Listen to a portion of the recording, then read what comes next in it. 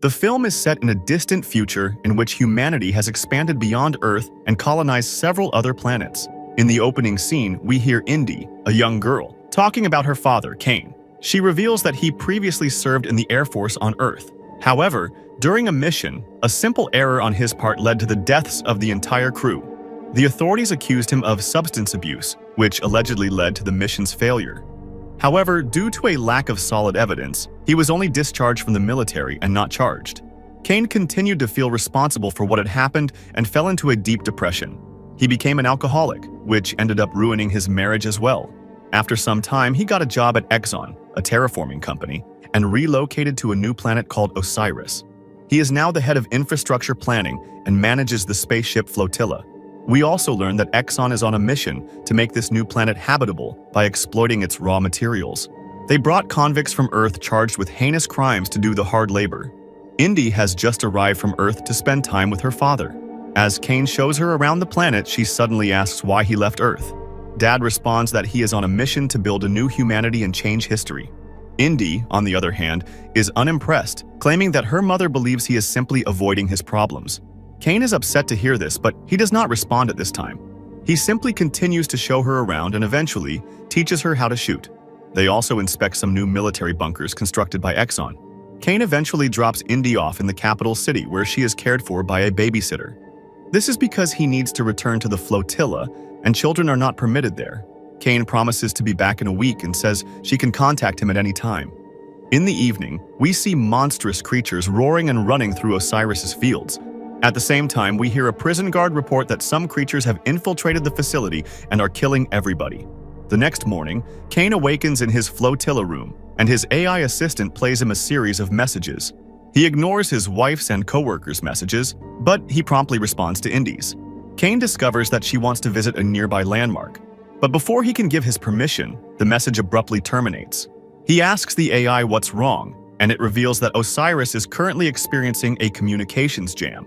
On another part of the flotilla, we see a woman named Linex, the Exxon leader. She summons Colonel Michael, and they discuss the convicts' escape from prison last night. Michael insists on telling everyone the truth and saving the people from the beasts. However, Linex refuses, claiming that everything happened because of their mistakes. She explains that she cannot reveal the truth because they will be accused of genocide. Following this, Linex summons the entire chief staff, including Cain, to an emergency meeting. She reveals that numerous convicts have escaped from prison and are in possession of a lethal virus. In fact, it is so dangerous that it has the potential to kill the entire planet at once. Linex then announces that if negotiations are not resolved within 23 hours, she will detonate a nuclear reactor and destroy the planet. The employees are terrified when they hear this, but she assures them that they do not need to worry for now. In the following scene, Cain returns to his room and tries to contact his daughter, but the connection remains down. Michael pays him a visit and he appears to be nervous. The man reveals that Linex is deceiving them and that the escaped convicts did not carry a virus. Exxon has been secretly breeding Ragged, a monstrous creature that will help them colonize a new planet. Unfortunately, these creatures have escaped and are making their way to the capital. The terrifying aspect is that these Raggeds can infect and transform anyone into themselves. Linex intends to cover up their plan by detonating the bomb and wiping out the entire colony. Michael then encourages Cain to save his daughter before the city is destroyed. After hearing this, Cain decides to act quickly and steals a ship from the station. Linex sends several of her henchmen after Cain, but he manages to escape. During the process, his ship is damaged, and he crashes into a nearby lake. He tries to get up, but someone arrives and knocks him unconscious. When Cain regains consciousness, he finds a man named Sci holding him at gunpoint and demanding to know his identity. Sci is one of the convicts who escaped from prison. Cain explains that he is looking for the prisoners infected with a deadly virus, but Sci reveals that the creatures have already killed them all. Following this, Cain informs him about the nuclear reactor, which will detonate the colony in 23 hours. He asks Sci for help getting to the capital so he can save his daughter. The latter is initially hesitant, but once he realizes Cain has access to military bunkers, he agrees to assist.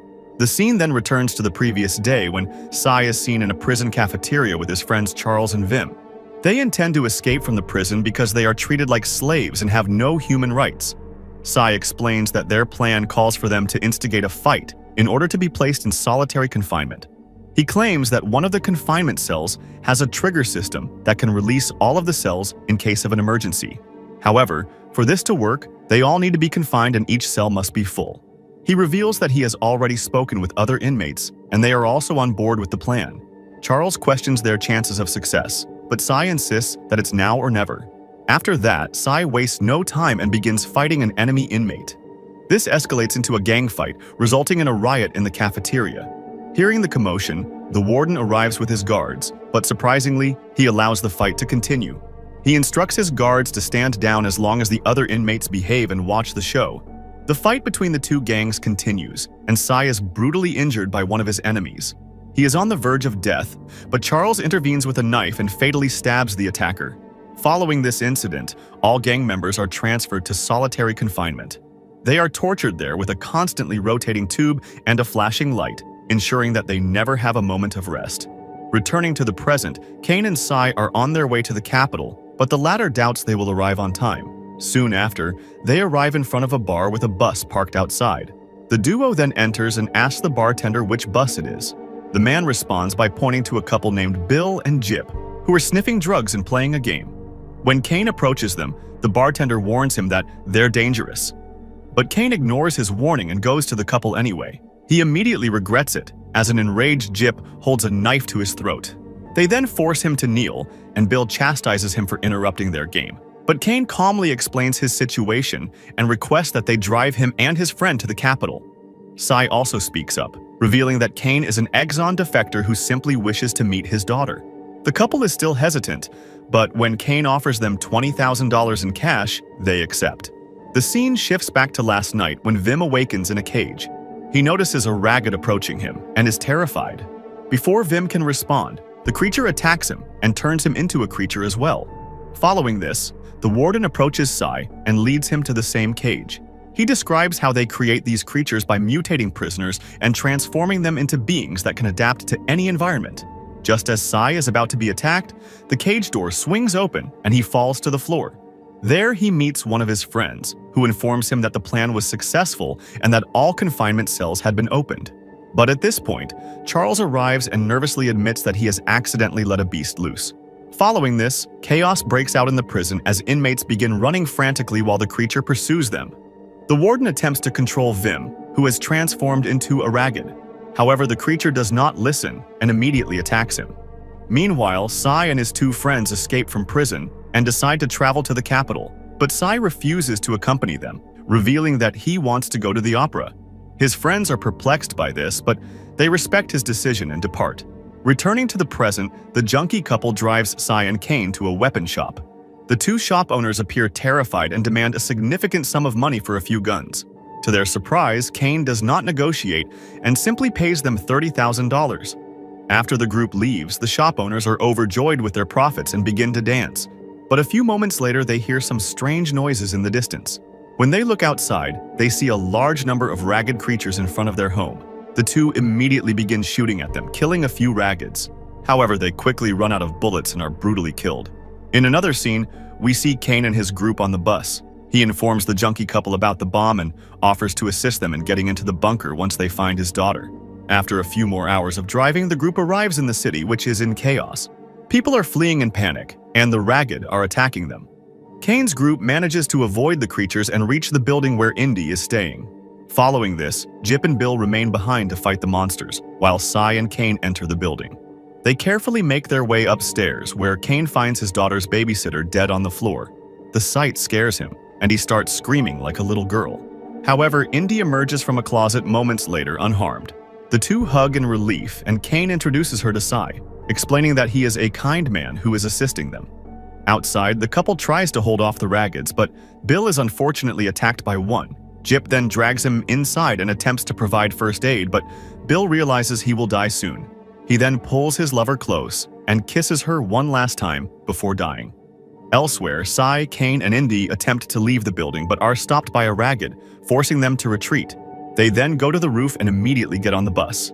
Jip opens the hatch just in time after the trio begs her to do so. Meanwhile, at Flotilla, Linux receives word that a bus is approaching the bunker.